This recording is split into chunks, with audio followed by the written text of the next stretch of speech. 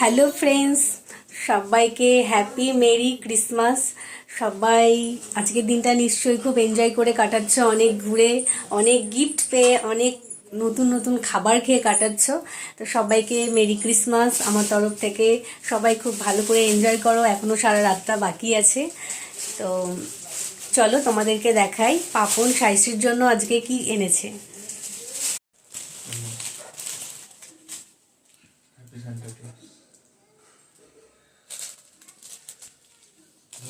এটা গাছ, এটা আমরা রাখবো। এই দেখো,